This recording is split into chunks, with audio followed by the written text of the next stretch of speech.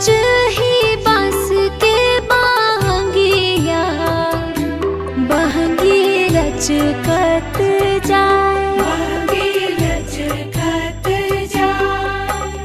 पेन्ही ना पावन जी पियरिया दौरा घाटे पहुँचाए, दौरा घाटे पहुँचाए। आज छठ पूजा का महापर्व है और इस छठ पूजा पर तमाम सारी महिलाएं सूर्य देव को अर्घ देती हैं। जी हाँ, आज यमुना पर सूर्य देव को, ढलते हुए सूर्य देव को अर्घ दिया जाता है। बहुत सुंदर सी इसकी कहानी है, वो भी जानेंगे, लेकिन उससे पहले आपको कुछ दृश्य दिखाना चाहते हैं जिस तरीके से महिलाएं आज यहाँ पूजा कर रही हैं यमुना के तट पर खड़े होकर के। इस वक्त हम चीर घाट पर खड़े हुए हैं। यहाँ सैकड़ों की संख्या में, क्योंकि यहाँ नाव लगी हुई है, कुछ कुछ करके पाली पाली में लोग यहाँ पूजा कर रहे हैं। मैं अपने सहयोगी से कहूँगा एक बार वो जरूर दिखाएं कि यहाँ महिलाएं छठ पूजा कर रही हैं, सूर्यदेव को अर्घ दे रही हैं। जिस तरीके से कहा जाता है कि आज ढलते हुए सूरज को अर्घ दिया जाता है, तो आज सभी महिलाएं मिलकर यहाँ सूर्यदेव को अर्घ दे रही हैं। इस छठ पूजा का महत्व जो पूरब साइड के जो जितने भी क्षेत्र हैं वहाँ पर इसका महत्व बहुत ज़्यादा माना जाता है। जिस तरीके से हमारे यहाँ करवा चौथ का व्रत रहा जाता है, वैसे ही इनके यहाँ पूरब साइड में यह छठ का व्रत रहा जाता है। बहुत ही सुंदर यह व्रत होता है। 2 दिन तक, कल से लेकर और अब तक महिलाएं भूखी प्यासी होती हैं और इस छठ पूजा में अपने आप को पहले यमुना स्नान करती हैं, फिर ढलते हुए सूरज को अर्घ देती हैं। साथ ही सुबह मतलब मॉर्निंग के टाइम फिर से अर्घ दिया जाता है उगते हुए सूरज को। साथ में एक अद्भुत दृश्य और होता है, गन्ना हुआ और अन्य फल, जो नवीन जो फल होते हैं, जो इस मौसम में आते हैं, इस रुत में आते हैं, उन फलों को भी अर्पित किया जाता है भगवान को। हमारे साथ देखिए यहाँ एक पुजारी जी हैं, उनसे चर्चा करेंगे कि क्या है ये व्रत और कैसे रहा जाता है। तो डॉक्टर धर्मनाथ शास्त्री जी हमारे साथ इस समय मौजूद हैं, इनसे जानेंगे कि ये छठ पूजा किस लिए रही जाती है और क्या है इसका महत्व इस छठ पूजा का। पहले तो मैं जानना चाहूँगा, ये छठ पूजा केवल जो पूरब साइड के जो देश होते हैं उनमें रखी जाती है और किस तरीके से रही जाती है और क्या इसका महत्व होता है? ऐसा है, ये भागवत में भी आया और पद्म पुराण में भी आया है। ये एक सांब थे, उनको कुष्ठ हुआ था, तो सूर्य की उपासना उनने किया था। सूर्य जो है शरीर आरोग्यता का प्रतीक, उनसे आराधना करके मांगा जाता है तो बिल्कुल निरोग कर देते हैं, उनकी व्रत की है।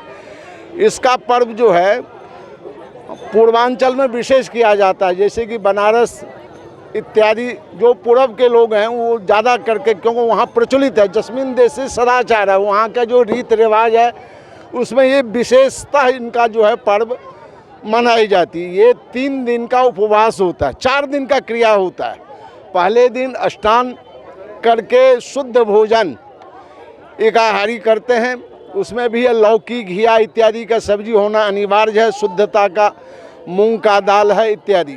दूसरे दिन पूरे दिन व्रत रहेंगे, गुड़ का खीर बना के, यानी लाल वस्तु जो है, सूर्य का जो है किरण लाल है, सूर्य का तेज भी लाल है, तेज स्वरूप है, इसीलिए खीर इसमें जो है गुड़ से बनाई जाती है। उनका अर्घ दिया जाता है उस दिन। और आज जो है दिन भर व्रत रहेंगे, रात भर व्रत रहेंगे। कल भी एक दिन व्रत रही थी, कल जो है अर्घ दे करके अब पुनः फिर ये पारणा करेंगे, यानी भोजन करेंगे।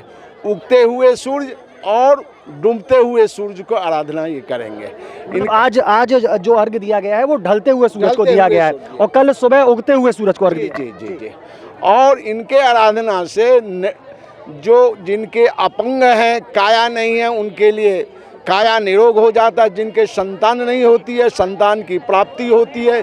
जिनके संस्कार नहीं है वो संस्कारवान हो जाते हैं। सारे मनोरथ को पूर्ण करने वाला भगवान श्री सूर्य नारायण है, उन्हीं की आराधना किया जाता है। अच्छा, एक चीज़ और मैं पूछना चाहूँगा डॉक्टर साहब, इसमें जब ये डलिया जो लेकर के आते हैं, इसमें बहुत सारी सब्जियाँ होती हैं, फल होते हैं, क्या इसका मतलब क्या क्या होता है? जो हरेक यहाँ इस समय का जो है ऋतु का जो फल है, सब्जी है, पहले इसका मतलब है जो उनको अर्पण करके जब हम ग्रहण करेंगे। हमारे यहाँ भी, यहाँ पर भी है, जो भी फल आता है पहले मंदिर में चढ़ाई जाती हैं, उसके बाद घर के लोग ग्रहण करते हैं। जैसे कि बैसाख में अक्षय तृतीया होता है या गंगा दशहरा होता है, खरबूजे तरबूजे इत्यादि दिया जाता है मंदिर, उसके बाद अपने घर में। उसी प्रकार से यहाँ जैसे गन्ना है, और क्या नाम है, बैगन है, मूली है। इस सीजन का विशेष सब्जियां होती है, विशेष फल जो होता है इस सीजन का, वो पहले हम सूर्य को अर्घ दे करके और उनको अर्पण करके तब हम प्रसाद रूप ग्रहण करेंगे, ताकि हमारी बुद्धि निर्मल हो, शरीर स्वस्थ हो, आनंदता का प्रतीक। मैंने एक चीज़ और सुना है, कई लोग बताते हैं कि पुत्र प्राप्ति के लिए भी इस व्रत को रखा जाता है। जिनके संतान नहीं होता है उनको विशेष करके अगर नियम से ये करें तो अवश्य ही संतान होता है। पुत्र नहीं है, इनके पुत्र मिलता है, धन नहीं है, सारे इच्छित मनोकामना पूर्ति करता है। जी, तो वाकई में इस व्रत को मनोरथ पूर्ण व्रत माना जाता है। कहते हैं कि इस व्रत को रहने के बाद में चाहे कोई धनवान ना हो तो उसको धन मिलता है, जो पुत्र नहीं होता है उसे पुत्र मिलता है, और जिसको रोगी काया होती है, मतलब जिसके दुख है, शरीर में दर्द है, उसको निरोगी काया मिलती है। तो इस व्रत का एक अलग ही महत्व है। ये केवल पूर्वांचल क्षेत्र में अधिकतम माना जाता है, लेकिन हमारे ब्रज में, क्योंकि ब्रज सबके लिए है, सब सम्मानित है हमारे ब्रज में, तो ब्रज में भी यह बड़ी ही धूमधाम के साथ मनाया जाता है। कुछ और ग्रुप हैं महिलाओं के, उनसे भी जानेंगे कि कब से वो पूजा कर रही थी और कैसा रहा उनका व्रत। 4 दिन से बता रहे हैं, जिस तरीके से बताया डॉक्टर साहब ने कि 4 दिन से महिलाएं इस व्रत की तैयारी में लगती हैं, 2 दिन भूखी भी रहते हैं। तो कैसा रहा व्रत और क्या अपेक्षाएं हैं आपकी बार? पहले तो नाम जानना चाहूँगा, क्या नाम है आपका? मेरा नाम पुष्पानु नंदिनी है। नंदिनी जी, कैसा रहा व्रत अब की बार, कैसे बीता? व्रत तो ये कठिन ही होता है, लेकिन सूर्यदेव की कृपा से सब अच्छा हो जाता है, और उनके ऊपर पूरी श्रद्धा बनाए रखें, नियम पूर्वक करें और सब उनकी कृपा से सब हो जाता है। व्रत तो बहुत ही कठिन है, 3 दिन का व्रत होता है। वैसे नियम तो इनका 4-5 दिन होता है, 5 दिन पहले से ही हो जाता है। एक दिन नहाते खाते हैं, बाहर का चीज़ें नहीं लेना है, जैसे बाहर की पिसी हुई हल्दी वगैरह जो होती है, बाहर का कुछ भी नहीं लेना होता, घर का बना हुआ खाते हैं। फिर उसके बाद होता है खरना, जिसमें हम एक टाइम, जो व्रत करने वाले व्रती होते हैं, जो नियम करती हैं, व्रत करती हैं, वो सुबह से ही जल वल कुछ भी नहीं लेती हैं, बस एक टाइम रात को गुड़ का बना हुआ, गुड़ और चावल और दूध का बना हुआ, जिसमें चीनी नहीं मिलती, यानी कि आप समझ सकते हैं कि बाहर की कोई भी चीज़ नहीं लेनी है, देसी तरीके से बनाना है उसे। नियम, हाँ, पीतल के बर्तन में, पीले बर्तन में, और पीला ही होना, लाल पीला ही सूर्यदेव को चढ़ाते हैं, इसीलिए हम लोग उनके लिए खीर बनाते हैं गुड़ का। और फिर वही रात को एक बार जो व्रत करने वाली व्रतहारी होती हैं, वो मतलब एक टाइम, एक बार एक जगह पे ही बैठ के उतना प्रसाद ले सकती हैं, और उसके बाद दोबारा वो प्रसाद नहीं ले सकती हैं। नंदिनी, एक सवाल मेरा, आपने कहा कि व्रतहारी जो रहती हैं, तो क्या हर कोई महिला नहीं रहती है, इसमें कुछ अंतर है?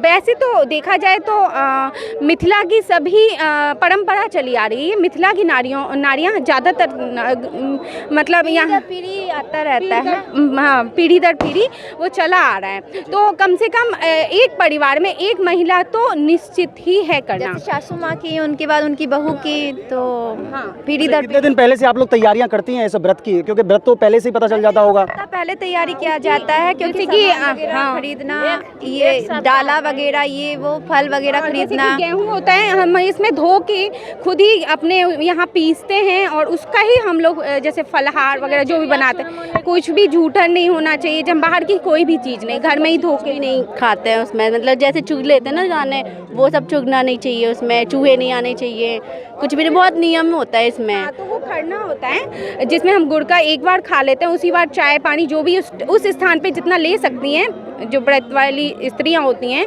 वो एक बार लेके उसके बाद दूसरे दिन, जैसे कि आज का व्रत हो जिसे कहते हैं, नए चूल्हे पे ही खाना बनाया जाता है, जैसे कि पकवान या फिर कुछ भी मिट्टी का हो, या फिर नया चूल्हा हो, या फिर उसके लिए अलग चूल्हा रखा हो। इसमें एक सवाल और मैं पूछना चाहूँगा कि कहते हैं कि इस व्रत में कुछ मांगते हैं और उसकी पूर्ति होती है, चाहे वो निरोगी काया हो या धन हो या पुत्र हो, कुछ भी मांगते हैं। तो अब की बार आपने क्या मांगा?